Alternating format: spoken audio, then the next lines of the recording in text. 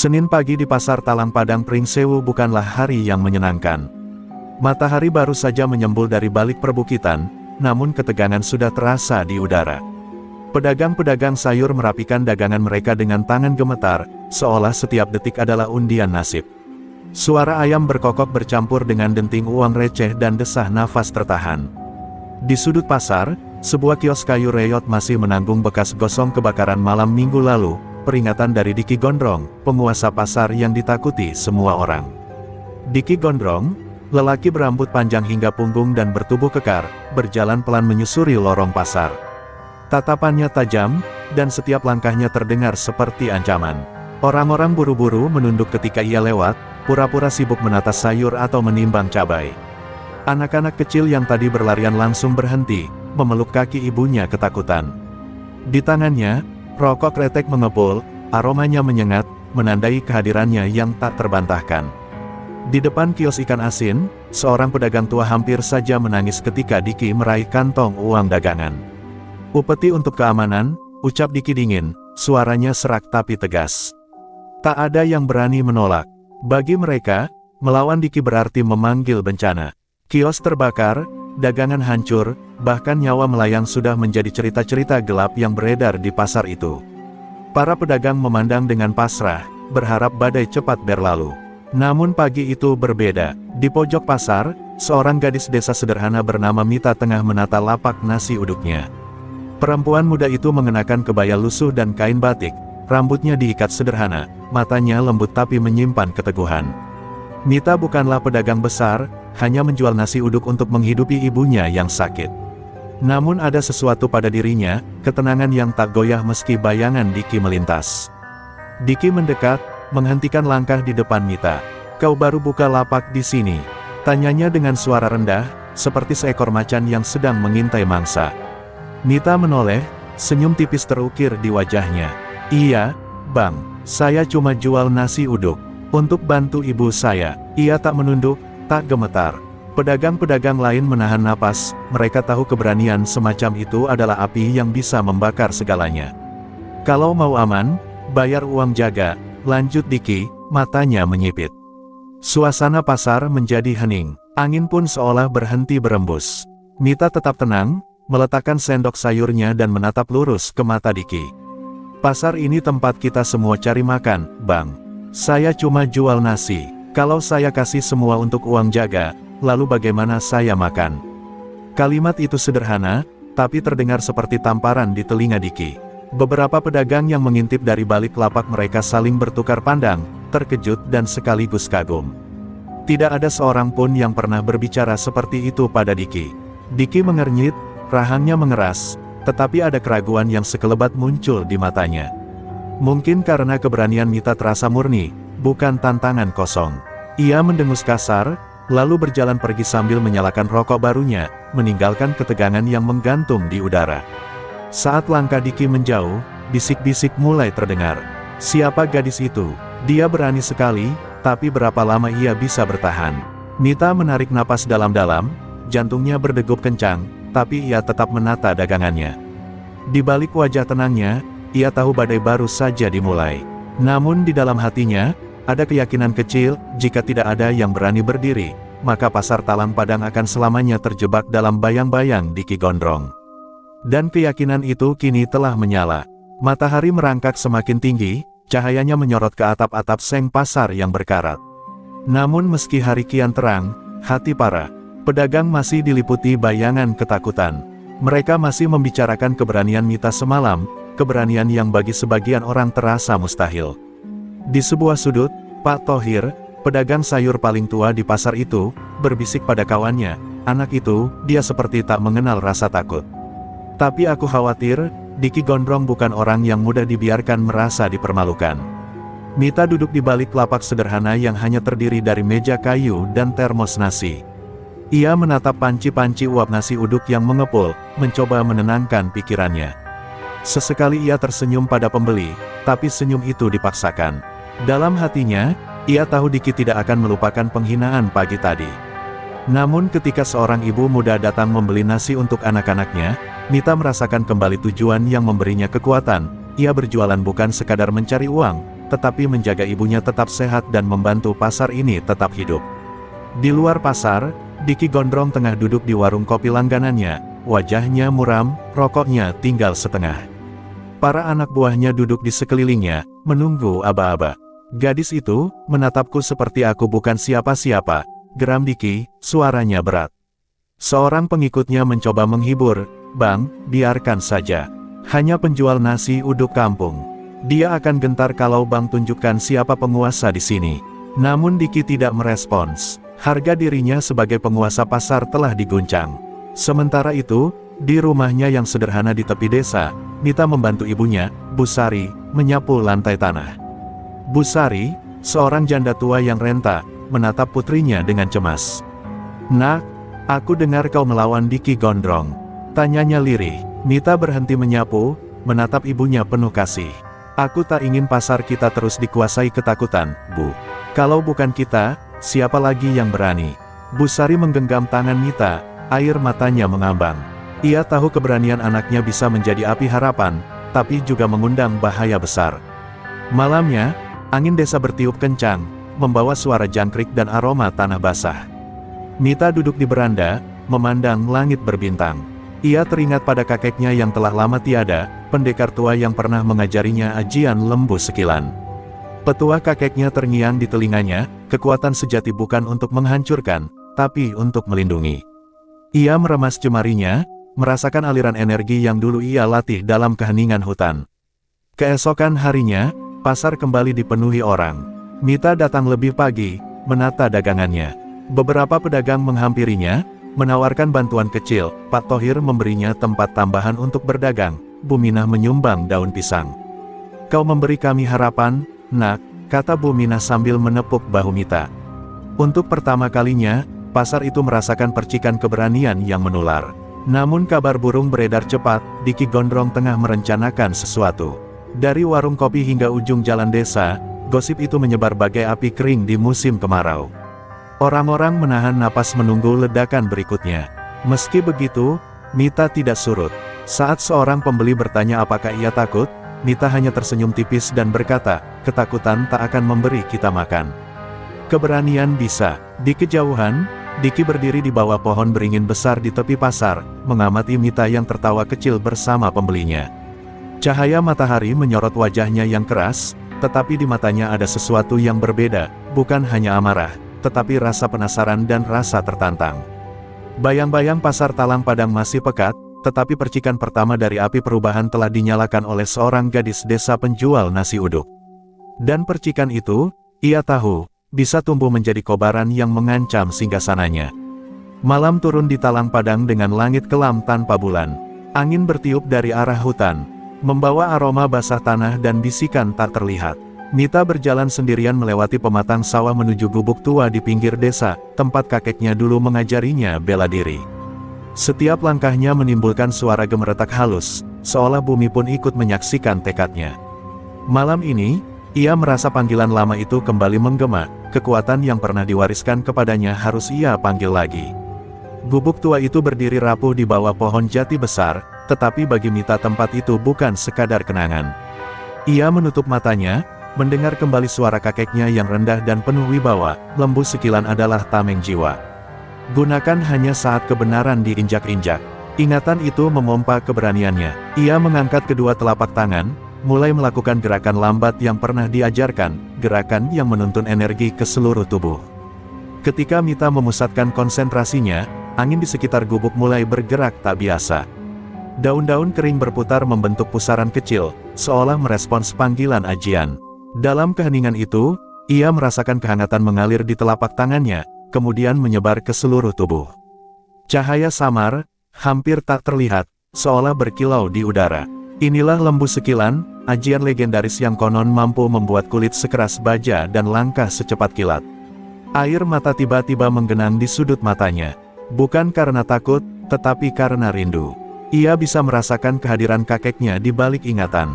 Kekuatan ini bukan hadiah, tapi amanah. Suara itu terngiang.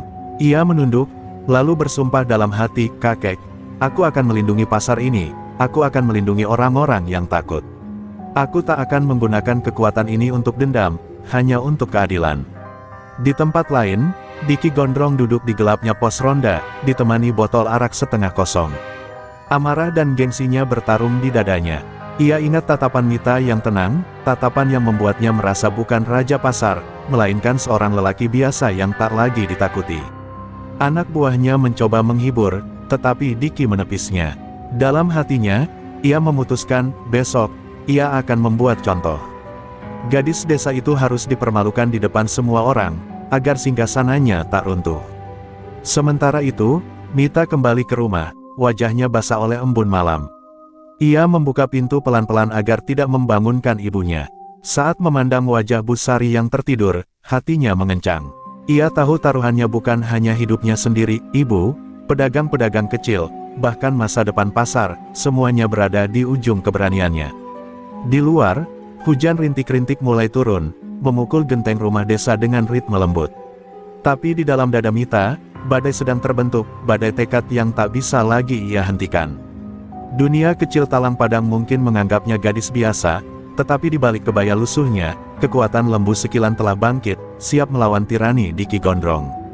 Dan di langit malam yang gelap itu, seolah-olah bintang-bintang sendiri bersekongkol, menatap gadis penjual nasi uduk yang berjanji pada alam semesta, bayang-bayang pasar ini akan berakhir, dan fajar keadilan akan datang. Fajar baru saja merekah di Talang Padang, namun pasar sudah dibalut kegelisahan. Aroma tanah basah sisa hujan semalam belum juga meredakan ketegangan. Para pedagang bergegas membuka lapak dengan wajah cemas. Kabar burung beredar bahwa Diki Gondrong marah besar dan akan menunjukkan kekuasaannya hari ini. Mereka tahu, ketika gengsinya terguncang, Diki tak akan segan menumpahkan amarahnya pada siapa saja yang terlihat lemah. Di tengah lorong pasar, suara langkah berat dan derap sandal kayu terdengar mendekat. Diki Gondrong muncul dengan wajah muram, rambut gondrongnya yang basah oleh embun menempel di pipi. Di belakangnya, 3 anak buahnya mengikuti, masing-masing membawa pentungan kayu. Orang-orang buru-buru menyingkir, menutup kios mereka, atau pura-pura sibuk menimbang dagangan. Ketakutan terasa pekat, bagaikan kabut tebal yang menelan udara. Tanpa peringatan, Diki menendang sebuah lapak sayur kecil hingga terbalik. Tomat dan cabai berhamburan di tanah berlumpur, sementara pedagangnya, seorang ibu tua, menangis ketakutan. "Kalian semua perlu diingatkan siapa penguasa di sini," teriaknya, suaranya bergema di antara kios-kios seng. Suara itu membuat burung-burung di atap pasar beterbangan panik. Beberapa pedagang mencoba menolong ibu tua itu, tapi mereka segera mundur ketika Diki melayangkan tatapan tajam. Mita, yang baru saja menata lapak nasi uduknya, mendengar keributan itu. Ia menegakkan tubuhnya, menatap ke arah sumber suara. Dalam dadanya, amarah dan keberanian bercampur jadi satu. Ingatan akan ajian lembu sekilan yang ia latih semalam membuat hatinya lebih mantap. Ia melihat Diki menggertak seorang pedagang muda, memaksa uang setoran. Saat melihat pedagang itu gemetar, Mita melangkah maju, meski orang-orang berusaha menahannya. "Bang Diki!" Suara Mita lantang memecah hiruk-pikuk. Semua kepala menoleh. Diki menoleh perlahan, matanya menyipit saat mengenali wajah gadis yang membuatnya dipermalukan. "Kau lagi," gumamnya, kali ini dengan nada lebih berbahaya. Mita berdiri tegak, kebaya lusuhnya berkibar tertiup angin. "Cukup sudah, pasar ini bukan milikmu seorang. Mereka semua hanya ingin mencari makan." Hening panjang menyelimuti pasar, bahkan angin seakan berhenti. Anak buah Diki tertawa mengejek, tapi tawa itu terdengar dipaksakan. Diki melangkah maju, menatap Mita sedekat mungkin hingga napasnya terasa panas. "Kau pikir kau pahlawan? Jangan lupa, gadis kecil, aku bisa menghancurkan hidupmu kapan saja." Mita menahan tatapan itu, tak bergeming. Di balik kegugupannya, ia merasa energi ajian lembu sekilan mulai berdenyut di telapak tangannya. Diki, dalam amarahnya, mengayunkan tangannya dan menyambar dagangan Mita, membuat beberapa bungkus nasi uduk jatuh berserakan. Pedagang-pedagang menahan napas, menunggu ledakan berikutnya. Namun Mita tetap berdiri teguh, wajahnya tenang meski hatinya bergejolak. "Kau boleh merusak lapakku, tapi kau tak bisa merusak kebenaran, Bang," ucapnya lembut namun tegas. Kata-kata itu seperti cambuk yang memukul harga diri Diki di depan semua orang. Seketika, suasana pasar berubah. Bukan lagi hanya ketakutan, tapi ada percikan keberanian yang mulai menyala di mata para pedagang. Mereka mulai saling pandang, bertanya dalam diam apakah tirani ini benar-benar tak tergoyahkan. Diki Gondrong merasakan perubahan itu, dan justru semakin murka.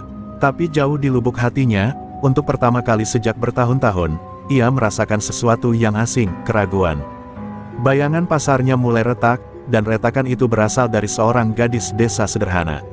Langit siang di Talang Padang tampak pucat, seolah ikut menahan napas bersama para pedagang. Kabar tentang Mita yang menentang Diki Gondrong telah menyebar ke setiap sudut pasar dan desa. Di warung kopi, di pinggir sawah, hingga di sumur umum, semua membicarakan satu hal, seorang gadis penjual nasi uduk menantang penguasa pasar. Bagi sebagian orang, itu terdengar seperti dongeng mustahil, bagi yang lain, percikan harapan mulai menyala di hati mereka. Di lapaknya yang sederhana, Mita mengatur nasi uduk dengan tangan yang tampak tenang, meski jantungnya berdetak kencang. Ia menyadari bahwa tantangannya pada Diki bukan lagi persoalan pribadi, ini sudah menjadi simbol.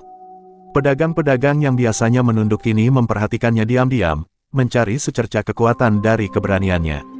Beberapa di antara mereka mulai tersenyum malu-malu ketika lewat di depan lapak Mita, seolah memberi dukungan dalam diam.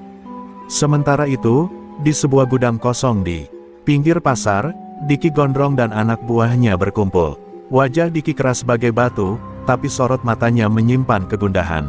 Gadis itu harus dihancurkan di depan semua orang, katanya dingin. Salah satu pengikutnya, Bowo, ragu-ragu menjawab, "Bang, kalau kita melukai dia, orang-orang bisa benar-benar marah." Diki menghantam meja kayu hingga retak, membuat Bowo terdiam. Pasar ini tunduk karena mereka takut. Kalau ketakutan itu hilang, kita tak punya apa-apa. Sore harinya, Mita pulang lebih awal. Di sepanjang jalan, beberapa tetangga menatapnya dengan kekhawatiran. Di rumah, Bu Sari menunggu di beranda, wajahnya cemas. "Nak, apa kau yakin dengan yang kau lakukan? Diki tak akan tinggal diam." Mita duduk di samping ibunya, menggenggam tangan keriput itu dengan lembut.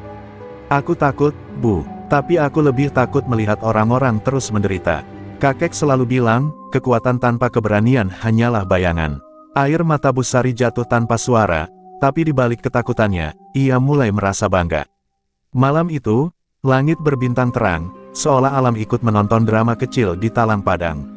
Mita kembali ke gubuk tua tempat ia berlatih. Ia berdiri di bawah pohon jati, membayangkan wajah-wajah pedagang yang berharap. Setiap gerakan latihan lembu sekilan ia lakukan dengan tekad yang semakin bulat. Di tengah keheningan malam, ia berjanji pada dirinya sendiri, besok, ia akan berdiri lebih teguh, tak peduli seberapa besar badai yang datang.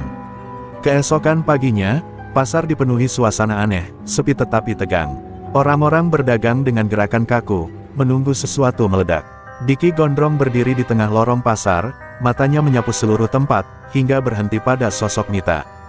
Gadis itu berdiri tegak di balik lapaknya, wajahnya tenang namun tajam, seperti sungai yang diam-diam menyimpan arus deras. Para pedagang berhenti bekerja, menyaksikan pertemuan itu dengan jantung berdebar. Diki melangkah maju, suaranya berat seperti geraman guntur. "Hari ini, semua orang akan tahu siapa penguasa Talang Padang." Mita membalas tatapannya tanpa gentar. "Hari ini, semua orang juga akan tahu bahwa ketakutan bisa dikalahkan." Dua kalimat itu menggantung di udara, memecah sunyi pasar seperti dua pedang tajam yang saling menantang. Angin yang lewat seolah membawa bisikan bahwa benturan besar tak bisa lagi dihindari. Di mata para pedagang, percikan kecil itu telah berubah menjadi api. Keberanian yang semula hanya milik seorang gadis desa kini mulai menyebar, menyalakan sesuatu yang lebih besar, keyakinan bahwa Talang Padang tak harus hidup dalam bayang-bayang Diki Gondrong. Di atas kepala mereka, awan-awan berkumpul, dan udara menjadi berat, pertanda bahwa badai, baik di langit maupun di pasar, sebentar lagi akan pecah. Pagi itu, pasar Talang Padang terasa berbeda. Langit tertutup awan kelabu, dan angin berembus kencang seakan alam tahu bahwa sesuatu yang besar akan terjadi. Para pedagang membuka kios dengan gerakan gugup, menatap lorong pasar yang lengang. Suara-suara bisik terdengar di setiap sudut, hari ini Diki Gondrong akan menantang Mita. Desas-desus itu menyebar cepat, mengguncang hati mereka yang selama ini hanya tahu diam. Diki Gondrong muncul di ujung lorong, rambut gondrongnya terurai liar tertiup angin, wajahnya dipenuhi amarah bercampur gengsi. Di belakangnya, beberapa anak buah berdiri siaga, tetapi tak seorang pun berani menyentuhnya. Semua tahu, Ini bukan lagi soal uang jaga. Ini pertaruhan harga diri. Dari arah lain, Mita melangkah tenang, kebaya sederhana dan kain batiknya berkibar pelan. Di tangannya hanya ada sendok nasi uduk, seolah ia datang bukan untuk bertarung tetapi untuk berdagang, namun di matanya menyala api yang tak bisa dipadamkan. Orang-orang mulai berkumpul, membentuk lingkaran. Suara pasar yang biasanya riuh, berubah menjadi keheningan yang menegangkan. Seekor ayam berlari menyeberang lorong, satu-satunya suara yang memecah sunyi. Diki tertawa pendek, tawa yang terdengar lebih seperti gertakan. Kau pikir bisa menantangku di hadapan semua orang ini, gadis kecil? Tanyanya dengan nada meremehkan. Mita menatapnya tanpa gentar. Aku tak datang untuk menantang, Bang. Aku datang untuk melindungi. Pasar ini bukan milik ketakutan. Diki mengangkat tangannya, mengayunkan pukulan cepat ke arah Mita. Serangan itu cukup keras untuk membuat orang biasa pingsan, tetapi tubuh Mita bergerak ringan, hampir mustahil diikuti mata. Dengan gerakan ajian lembu sekilan, ia memiringkan tubuhnya, membuat pukulan itu hanya menghantam angin. Diki terkejut, tak ada seorang pun selama ini yang bisa menghindari serangannya begitu mudah. Sorak kagum kecil terdengar dari kerumunan, membuat wajah Diki semakin merah. Serangan demi serangan ia lancarkan, tendangan ke arah pinggang, pukulan bertubi-tubi, bahkan sapuan kaki yang cukup kuat untuk menjatuhkan lawan. Tapi setiap kali, Mita bergerak bagaikan bayangan, menepis atau menghindar dengan keanggunan. Lembu sekilan membuat kulitnya seolah tak tersentuh, dan langkahnya secepat kilat. Dalam satu momen dramatis, Diki menyerang dari belakang, tetapi Mita memutar tubuhnya dan mendorong Diki hingga terhuyung mundur. Debu pasar berhamburan, dan kerumunan menahan napas. Diki menggeram, matanya memancarkan kemarahan sekaligus rasa takut yang jarang ia rasakan. Kekuatan yang selama ini menjadi simbol keperkasaannya kini terasa rapuh. Dalam sekejap, ia menyadari bahwa gadis desa ini bukan hanya penjual nasi uduk. Ada sesuatu yang lebih besar darinya, sesuatu yang tak bisa diukur dengan kekerasan. Ia mencoba satu serangan terakhir, tendangan lurus ke arah dada Mita. Tapi Mita menangkisnya dengan telapak tangan yang bergetar cahaya samar, membuat Diki terpental ke belakang dan jatuh berlutut di tanah becek. Pasar hening, tidak ada sorak-sorai, hanya keheningan yang menggema. Pedagang-pedagang yang selama ini ketakutan kini menatap dengan mata berbinar. Mereka menyadari, tirani yang menindas mereka selama ini ternyata bisa roboh. Mita melangkah mendekat, wajahnya tetap tenang. Bang Diki, kau bisa bangkit dan memilih jalan baru. Atau kau bisa terus jadi bayangan yang memudar, ucapnya lembut. Suaranya bukan cemoohan, melainkan ajakan untuk berubah. Diki menatap Mita, dadanya naik turun, gengsinya terluka, tapi ada sesuatu di hatinya yang retak, kesadaran bahwa kekuatan tanpa keadilan hanyalah kehampaan. Ia menundukkan kepala, tak mampu berkata-kata. Di sekeliling mereka, pasar Talang Padang bergemuruh perlahan, bukan dengan ketakutan, tetapi dengan harapan yang mulai hidup kembali. Hari itu, sejarah pasar berubah, seorang gadis desa dengan ajian lembu sekilan telah mengguncang singgasana seorang raja pasar. Hening panjang menyelimuti pasar setelah Diki gondrong jatuh berlutut di tanah becek. Hanya suara angin yang melintas di antara kios-kios seng dan embusan napas para pedagang yang terdengar. Tidak ada yang percaya apa yang baru saja mereka saksikan, raja pasar yang selama ini tak terkalahkan kini tersungkur di hadapan seorang gadis desa sederhana. Debu yang beterbangan perlahan turun, seolah alam pun menahan napas untuk menunggu apa yang terjadi berikutnya. Diki mencoba berdiri, tetapi lututnya gemetar. Tangannya yang kasar dan penuh bekas luka berusaha menopang tubuhnya. Wajahnya yang keras kini tampak pucat, bukan hanya karena sakit, tetapi karena gengsi dan ketakutan. Selama bertahun-tahun ia memerintah pasar ini dengan pukulan dan ancaman, percaya bahwa rasa takut akan membuatnya abadi. Tapi tatapan para pedagang kini berbeda, bukan lagi ketakutan, melainkan kelegaan bercampur keberanian. Mereka mulai menyadari bahwa tirani itu telah retak. Sorak-sorai kecil terdengar dari kerumunan.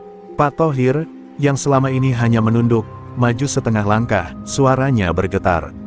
Cukup sudah, Diki, kami lelah hidup dalam ketakutan. Suara itu diikuti oleh beberapa pedagang lain, kami hanya ingin berdagang dengan tenang. Kata-kata itu menusuk hati Diki lebih dalam daripada pukulan apapun. Ia menatap wajah-wajah yang selama ini ia kuasai, wajah-wajah yang kini tak lagi takut padanya.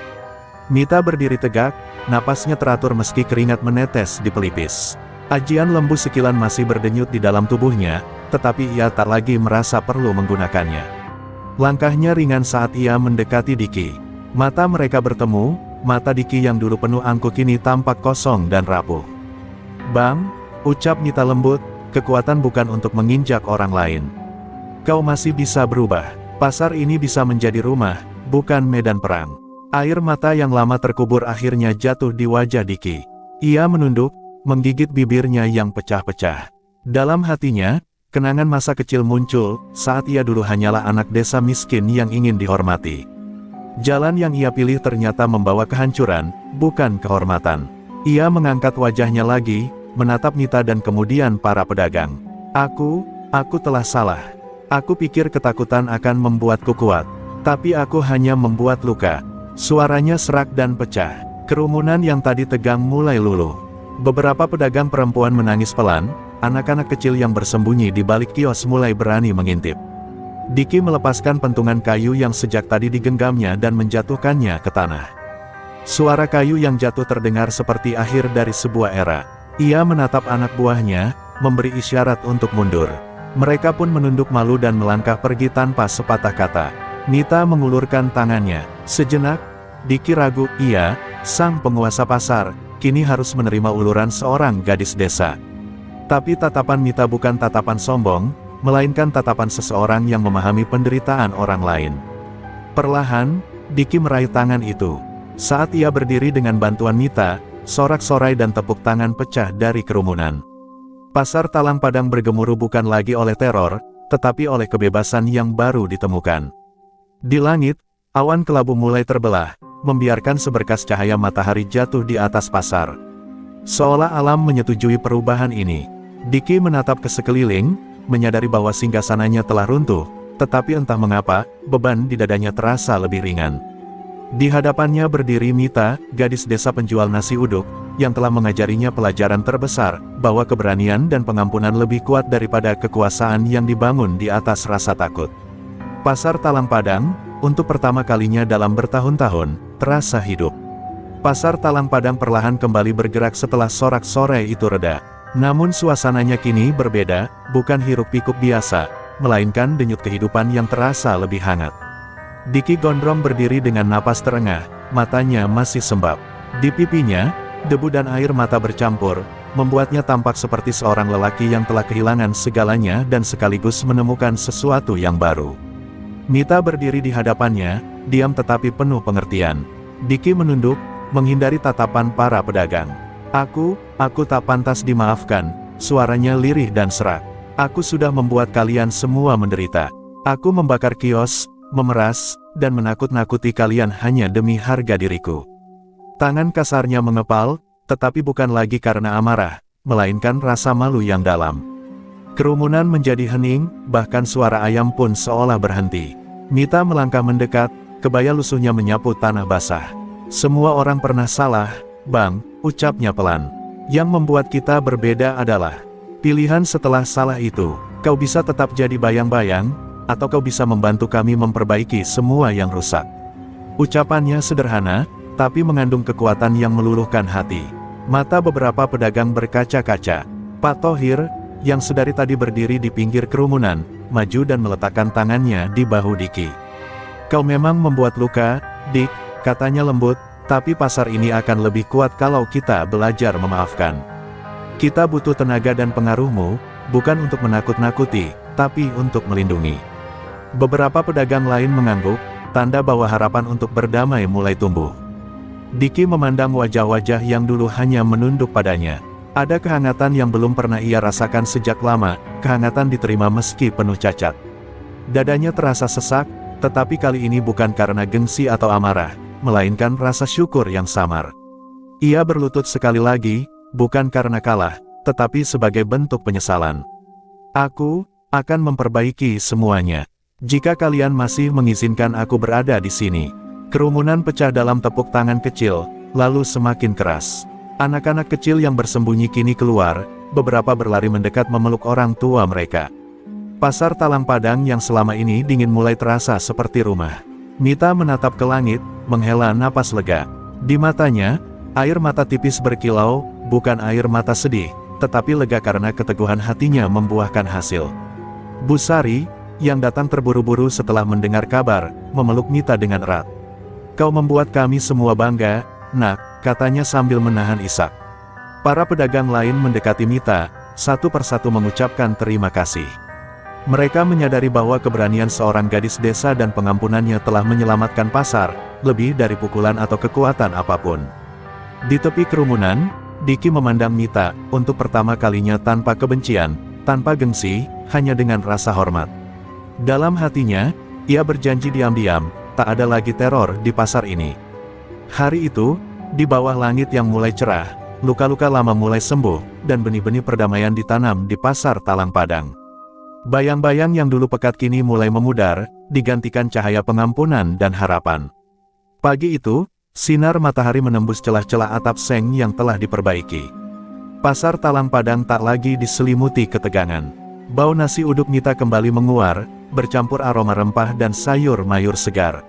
Suara pedagang menawar dagangan terdengar lebih riang, seolah duka semalam hanyalah mimpi buruk yang jauh tertinggal. Diki gondrong berdiri di sudut pasar, memperhatikan pemandangan itu dengan hati yang terasa asing namun hangat. Para pedagang, satu persatu, mendekatinya.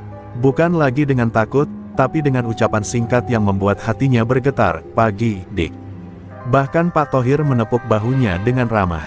Perasaan ini baru baginya, dihormati tanpa menebar ancaman. Diki menyadari bahwa rasa segan yang lahir dari kepercayaan jauh lebih kuat daripada rasa takut. Namun di balik ketenangan itu, ia tahu perjalanan menebus kesalahannya baru saja dimulai. Mita berdiri di lapak nasi uduknya, memandang Diki dari kejauhan. Dalam dirinya, ada campuran lega dan waspada. Ia percaya pada penyesalan Diki, tetapi ia juga tahu bahwa memulihkan pasar bukan sekadar kata-kata. Ia harus memastikan perdamaian ini bertahan.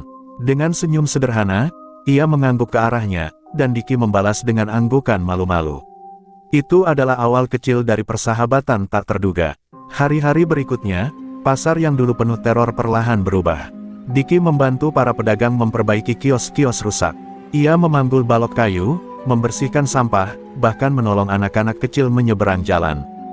Beberapa orang masih memandangnya dengan ragu, tetapi ketika mereka melihat ketulusannya, keraguan itu perlahan mencair.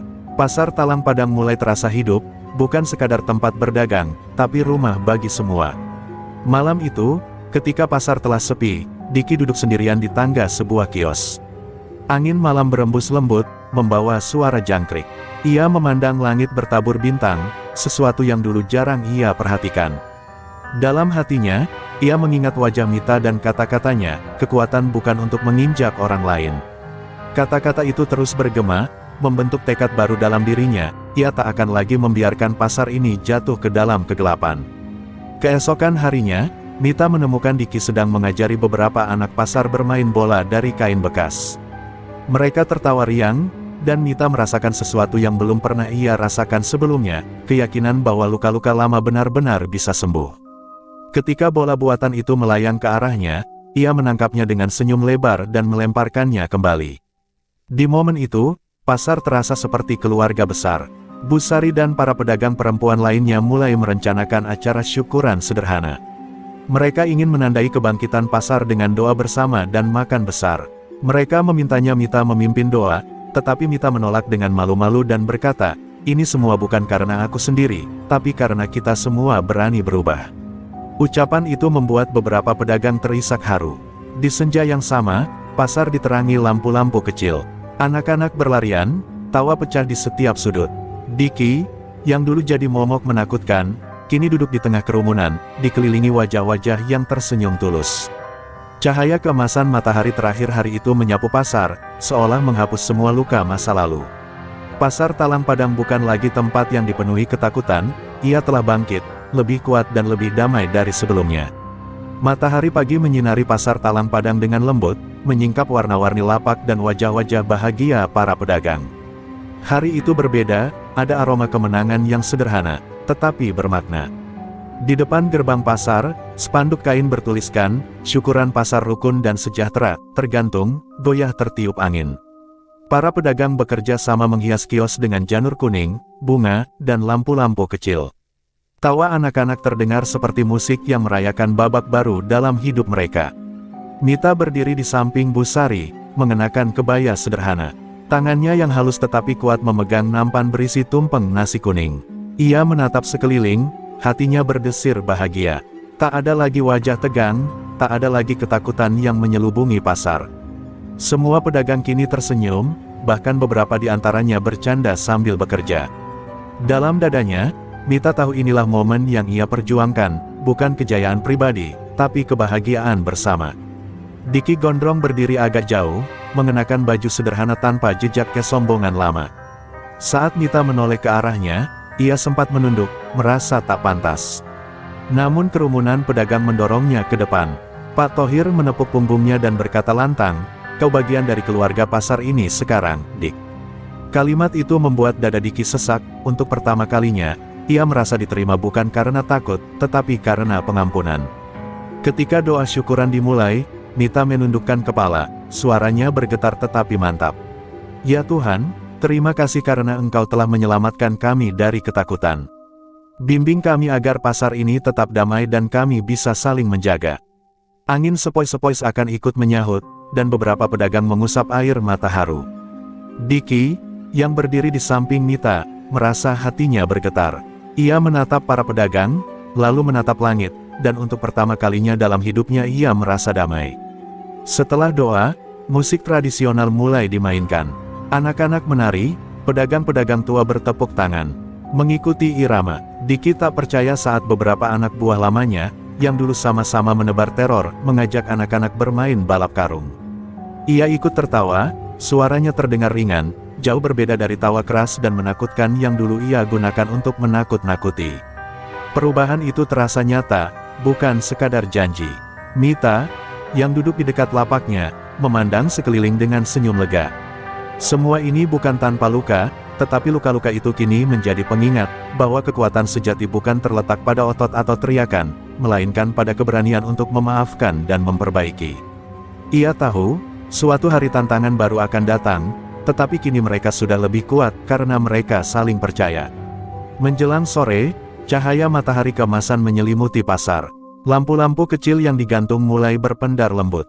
Mita dan Diki berdiri berdampingan, menyaksikan anak-anak berlari sambil membawa balon.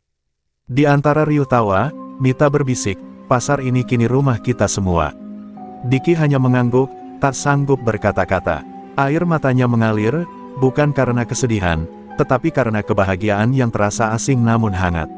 Saat malam turun, pasar Talang Padang bercahaya di bawah langit berbintang. Bukan lagi pasar yang dipenuhi ketakutan, tetapi pasar yang hidup rukun dan sejahtera. Di sudut-sudutnya, suara tawa bercampur dengan aroma masakan, dan di tengahnya berdiri dua sosok yang dulu berseberangan, Mita sang penjual nasi uduk dan Diki Gondrong sang mantan penguasa pasar, kini berdiri sebagai penjaga perdamaian. Talang Padang telah bangkit, dan harmoni itu akan bertahan untuk generasi-generasi berikutnya.